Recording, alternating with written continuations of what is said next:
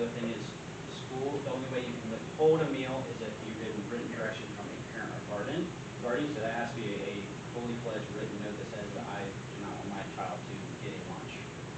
That is very, very infrequent. And then schools are only allowed to communicate directly to a parent or guardian, and it has to be done at least twice in a school year to establish that. Question. In that very unusual circumstance, why would a parent restrict food? Because of allergies maybe, or? Because they have, the typical reason is because their student, like I say, their kid gets a packed lunch, but then they still go through the line, and they don't want to have that, they don't want to incur meal debt because they pack their child lunch. So it's not like the kid's not able to eat. That's the typical answer. Is they I got can a tell you, I packed have a lunch. friend in another school district who found out that her daughter was buying everybody else stuff, so she said, you know, stop. It's been asked about a la carte. If I read correctly on 7th, due to our guidelines, that we have to have a la carte. No. Because If we have a la carte, if we use any federal money to purchase, which we have almost, we get funded mostly through federal money, that then falls under federal guidance. It says then we have to follow all the rules I stated. So that falls under purchasing, falls under our revenue. So we have to use it if we have excess funds in the manner of excess funds. so if we don't want to use federal funds, then we can do away with a la carte. Correct. But then the school district would have to use local means to pay for school lunch. But that means, Yes, it will. No. Scenario. And it's not just our district, other districts in out of town are the same thing. They have to. Now, we are part of not that receiving atypical. the money is they have to do it all apart. And if I remember correctly, anytime any student says, going through the attachment B on #1, that they choose not to take a protein or a vegetable or a fruit, it automatically jumps to a la carte. Correct. They are directed to what makes a meal, and the food service staff is very well trained on encouraging the kid to go back and get what would complete a meal. But if they don't, it automatically Yes, jumps if to they a la don't carte. refuse, then yes, each item would be charged at an hour. And so parents like me, I have to tell my kids, do not get individual items. Take a full tray. If you don't eat it, then that's fine. But you need to take the whole meal. Like, even if Otherwise, they don't it's take going the to be milk all or or whatever, whatever. it's Yeah, not- so parents need to tell their students that, their children that. They don't have to do We have posters around that tells the students, we have them all posted throughout what makes a meal, what a meal would look like. Do we allow students to purchase, because I know when I was in school, like, if you had a negative lunch balance, you couldn't go get like an ice cream or an a la carte. We enforce that to the best of our ability, yes. And with that, if the parent doesn't want their child to be able to get ice cream every day, They restrict they just would- certain a la carte They items? can call in and restrict all a la carte, or some, or none. The parents have the ability to restrict as much or as little as they want within the food service program. So it's the parent's choice, but we're not going to allow them to go into debt because of alcohol. It's in policy that any negative balance is not allowed to get a la carte. We try to enforce that, like I said, to our best of our ability, so. I have one comment. If the student is a free meal and they choose, I don't want the apple, how is that, where does our reimbursement come in that, on that type of scenario? We would not be, if they were free, they would go, if they got an a la carte item, we would obviously encourage them to go back, but if they would have no balance, we would say that they would either have to not get the a la carte, and if they still went through the line, they would be charged at that, and that would become negative. Now, he's saying if they were going to get the free meal and didn't take one part of the free meal, They would be we wouldn't encouraged, get reimbursed for it. correct. We would encourage them to go back to get the full meal. But if they don't, then it becomes an a la carte. And that's, is there, and this is getting real fine, there's no way to track that in the student debt service. We would have to go into each individual student, which would take 1,800 students, would take a what. So you're saying we could Do you have have free it by students Monday that for me? actually, so you're saying we have a free student that they actually have, that they But don't if- know if about? I- More morning, more morning of the staff. Yes. Okay. And I know the high school staff and the food service staff are well trained on encouraging kids to go back and get a meal. I see it all the time when I go visit and monitor when I can, that they tell the kid, you forgot your vegetable today, forgot Maybe your we should fruit. prepackage them as a meal, and that's what they pick up. You can't, it Yeah, goes you- back to the, Offer versus serve. the shaming, the shaming aspect. Well, we have to have offer versus serve, because they have to be able to choose what they want to get from what options we have. Any other questions or comments? Tom, I have a question. I was looking through the cafeteria report, and I noticed that the lunch subsidies went up from 275,000 to 450,000. In what aspect? It just went up. I just said in the subsidy column from last year, it was 275,000, now it's listed at 450. Can I ask what your report you're referring to? I pulled the cafeteria report, went down through it. On the board agenda? Yeah. Without seeing it, I can't. Okay, that's fine, you can answer, that's fine. If- When I sit down, you want to ask, I can. That's fine. Sorry, I didn't mean to hit you on the Why, spot. without looking at it, I want to do it. Sorry. Anybody have any further questions? Does that explain it to everybody? Thank you. Thanks, Thomas, I appreciate it. Okay. On to the November agenda. Jeannie, did you have any problem with the board minutes, any comments, quotation marks, nothing? That's your own. All right, Steve, you're up. That's right. Do we have any questions? Yes, capital project list. Okay. Well, I think we should discuss the, Okay.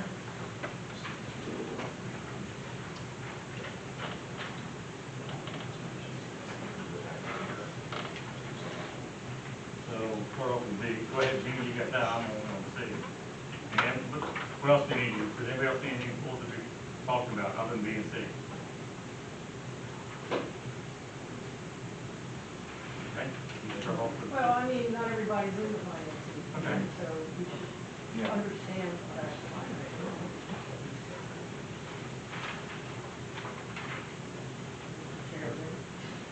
Well, I mean. Do we have what's the anything to question? show? Do we have anything we can put up and show? That's a good question. Yeah, I would defer to that. What would you like to see, Tom? Set it up for you. Sorry, Tom. Well, you could just I'm talking about the visual. Yeah. No, I'm just saying, you gotta vote on it, you should know what it is. Which letter are you on? B. B. Transfer. Okay.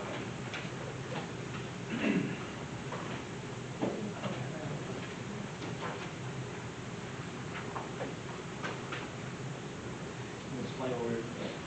Say, what was the question? I was Well, still. well, not everybody's on the finance committee, so we gotta vote on it next week, so can you just explain it? Oh, okay, so we have the 3.2 million transfer from general fund to capital reserve. The large portion of that would be to help fund the school facility grant projects, which are the middle school, high school, new gym, 1990s window, lower level, pneumatics and HVAC, and then for here at ACES is HVAC units and roof replacement. The state awarded us 2 grants, 500,000 apiece for each of those projects. But the total sum of the projects is around 6 million, so we would, here the district would need close to 5 million to fund those projects, which is the need or the request of the 3.2 million transfer to cover that. So this is part of the 3.2 million is coming from that, Correct. Yeah, this is something that the board, every board does. This is pretty much the only time you get to it. We always do a blanket approval in June, because we do not know this number until we have audited numbers. It would not be responsible of us to put a number there before we knew what that number at the end would be. So now that we have that information, that was part of the discussion at FBS, is is this dollar or this amount, and the projects worth transferring that money for. So we're not necessarily saying that we're approving those projects, we're just making the money available. Correct. We will have a further discussion on the scope and depth of those projects through future FPS and board meetings. They still have to go through all design and bidding requirements. So, the question was asked about ACTI and raising taxes from $180,000. Could any of that money in the general fund be used towards that instead of?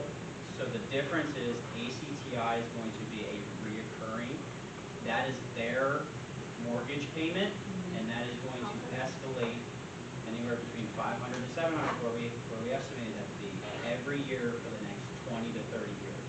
If we put this aside, that only gets us X amount of years, but not the 30 years. That's why we have a tax increase attributed. That's a revenue attached to that long-term debt service. Which is concerning, just a little, thinking ahead, is how can we say we're gonna raise so much percentage for taxes for the building that we have no idea how much it's gonna cost yet, and I know we don't have those answers yet. We're still waiting for those. They don't have those answers yet, so they can't give us anything. So, Yeah, I will say that us and say almost all the other Adams County districts did a very similar 1% kind of thing, because that's where the ballpark estimated beginning number for at. Just like we did with the last project, we will clean up at the end when they actually have a full approved, bidded out project. Well, my issue is, you're gonna transfer this over to capital reserve, and then you're gonna tell me I gotta raise taxes at 1%, put this ACTI money in here, when we put it for this year, you know what I mean? Yeah, Mrs. Ewing, if I may, and I'll jump in here, Tom. What we're talking about really is a one-time surplus that we have this year. But For you a, can do something about it this year. correct, for a one-time situation that we have, middle school, high school upgrades that are required, that we know we need. The other part that Tom's talking about is the ACTI, getting that as a recurring process. So building ourselves up slowly and fiscally responsibly to be able to afford that mortgage payment over a period of time puts us in a spot where then that allows us to be responsible each year and move forward with ACTI when the time comes, whenever the building project or the ACTI project gets started, or we all agree as Adams County Schools, then we don't have to continue to raise that tax or levy a tax for the debt payment. It is there, it's built in, and it's provided. So it's just the flip from a one-time fee where we have excess and we have the ability to do this now, as opposed to making it part of our operating budget so that we can fund and support our students going to ACTI. Hey, John, I could chime in if you don't mind. The perspective, the way I'm looking at it is like this, as a resident and taxpayer. I would see my taxes going up, as Gina said, but then I would also see the district having $3.75 million left over, and I'd be like, okay, well, wait a minute. It's like if I took you to the restaurant and you said, I don't have any money, we left there and you went and bought a new Maserati 3 miles down the road, I'd be like, wait a minute, I just bought your dinner. And that's the point I'm trying to make. It doesn't look good when you have $3.75 million, and last year was $4 million. Last year was $4 million, that's $3.75 million this year. We're having these surpluses and we're taxing the residents.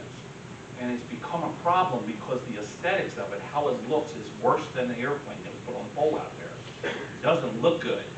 And that's where I'm coming from. You can't start raising people's taxes for $180,000 and then say, well, we have $3.75 million left over, so we're just going to slide it over here. We can't keep doing that because people see what's going on. It's not working out in our favor. It's a bit disingenuous in my book. I think that we should plan better for ACTI. I love the project, but I don't think we should be pulling in $4 million a year and then asking for $180,000 from the district. I just don't. And I think we better move our money around and do things a little bit better, because if we're gonna have these surpluses, I think we need to also consider that the taxpayers don't want their taxes raised. I mean, that's just, it's common sense. Well, I would hope you don't continue to have, well, I mean, it would be nice, but Sure. I think the question is just, why, I understand that you want to put some aside for the ACTI. My question is, why just for this year won't we use some of that surplus? Agreed. So that we don't have to. Agreed. I'm just saying for this year, why won't we use some of this surplus for it and not raise it? I would say, what number would be put in there? So say we put another 180,000, that gets us a portion of the debt service payment for 1 year. Right. That's not, then when the second year comes, how are we raising the I'm just saying for extra? this year, Then we can. while we have the surplus, why wouldn't we for this year make it so that we don't have to raise it? Because So we we're will going be to here eventually have to I'm not replace. talking about it, I'm talking about for this year. Well, because if we Why neglect wouldn't we? what we're saying we're going to do with, on the capital projects, it's going to come eventually down the road, maybe next year. So why don't we take care of the things that need replaced now, like the HVAC units, like the night windows, like the pneumatics? Why do we not do that now when it's cheaper to do? So The then longer why- we then put why it don't off, we the put longer off we 1 put it year? off, the longer we put it off, I get the more that. it's I going to agree. cost So us when we then do put off do it. ACTI, then put off putting money aside for ACTI money while you're doing. Hey, I'm a taxpayer. Sure, sure. I agree So with am you. I. just I wanna certainly make sure- understand that. But, you know, So, no, I'm not saying you weren't, I'm saying these questions yes, are being asked. I'm just trying to find a way to be able to explain this, and that's I all. understand you Um, putting money aside. if we I get it. Putting the money aside, I'm gonna try, fine. So, our operating budget that we have is here at this level. We need to raise it to this level to be able to fully fund ACTI. So we can go 3 steps incrementally to get there, steps that make sense. So we go, as in this year, we did a 1% raise to increase and bring up 1 step. We still need this amount, so even if this year, we still need 2 steps. What we're talking about with money this year that we get at one time, that's an artificial step that only lasts for 1 year. The next year, that goes back down to that 1% that we have, because over a 3-year period, we need that in our operating budget each year beyond to be able to afford our mortgage payment. It's almost like we're saying, we're going to get paid and we're going to do this, and now we've got this big amount of money that I'm going to put into my next mortgage payment. And that's great, but now, next month, I'm still going to need more money for my mortgage payment, and I don't Doesn't have exist it yet. unless But we don't even have the. I provide that increase. We don't even have a range. So regardless of what we do this year, if we set money aside for ACTI, we still need those final 2 steps to get us where we're going, whether that's this year, next year, or the year after. Yeah, if I can just say, I think maybe it would be beneficial to whoever's responsible in ACTI to help us understand the investments. You don't have anything sitting out there. I mean, we have a plan, we have a concept, we have a kind of a memorandum of understanding. We have a cooperation between 5 districts that are agreed, a joint operations agreement. So there's a plan to kind of move forward, but in that plan, there's nowhere to land yet. So we need help to understand so that when you're bringing the increase of the taxes, you're looking at the investment as an investment and not a liability for the taxes. And without that, it's going to be very hard conceptually to be able to say, okay, I can see spending that money. So I think we need a little help there. You agree, Brian? Go ahead. Well, first of all, let's be brutally honest. We are 50-some years behind an 8 ball. 50 years. We have the last count. So that's put us in debt 50 years worth. So think that in mind. We do not have the cooperation of one other school district in Adams County. They choose to go You go north. elsewhere. They go elsewhere because they have the ability to get programs that we do not have. The process was started 7 years ago to start this, and to be brutally honest, 7 years ago, I didn't think we'd get this far. I didn't think that, I didn't think that it would take off as hard as it did, and now we've got a really good start. The corporations are getting for me, in my personal opinion, Gettysburg is being a little selfish